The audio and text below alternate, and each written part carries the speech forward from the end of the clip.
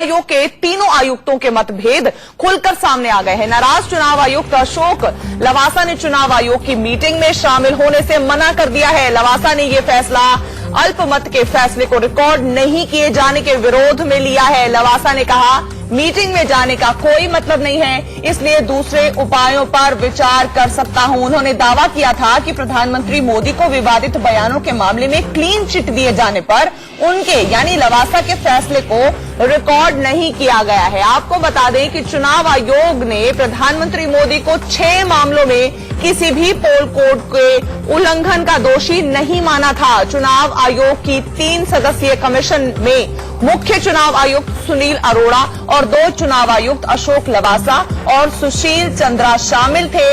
अब इन तीनों में से एक यानी कि लवासा ने सामने आकर ये बात अपनी रखी है कि उनके विचारों को अगर मद्देनजर नहीं रखा जाएगा, दरकिनार कर दिया जाएगा, ऑन रिकॉर्ड नहीं रखा जाएगा, तो वो ऐसी मीटिंग्स में शामिल नहीं होना चाहते हैं।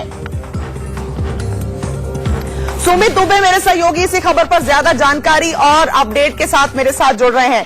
सुमित, सीधा आपका रुख कर लेते हैं और आपसे समझ लेते हैं कि ये मामला पूरा प्रोसेस हमें समझा दीजिए कि 3 आयुक्त होते हैं, तीनों को सहमति जतानी होती है, तीनों को एक केस को बराबर बैठ के सुनना होता है और उसकी क्या वीडियोग्राफी भी होती है जिसको लेके अब आपत्ति जाहिर की जा रही है।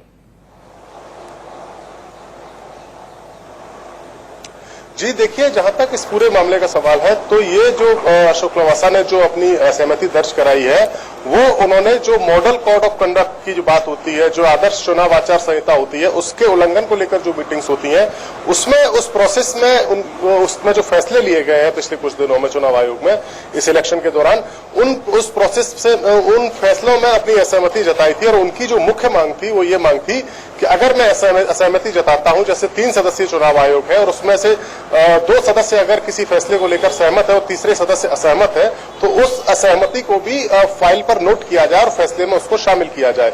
ये उनकी प्रमुख मांग। सुमित, क्विकली आपसे ये जानना चाहेंगे कि ये जो अभी डेडलॉक सा दिखाई दे रहा है, ये हल कैसे होगा, ये डिस्प्यूट को खत्म कैसे किया जाएगा? जी देखिए, चुनाव आयोग की तरफ से एक प्रेस रिलीज जारी की गई है, एक स्टेटमेंट जारी किया गया मुख्य चुनाव आयुक्त की तरफ से और ये कहा गया है, पहले तो इसको एक पूरी तरीके से आंतरिक मामला अपना बताया गया कि ये आंतरिक मामला हम इसे सॉर्ट आउट करेंगे। ठीक है, तो वो अपना पर्सनल मामला कह के इसको कहीं ना कहीं अंदर रखना चाहेंगे, बट अब ये डिस्प्यूट कहीं ना कहीं आउट इन दी ओपन आ गया है। बहरहाल इस पर हम नजर बनाए रखेंगे। फिलहाल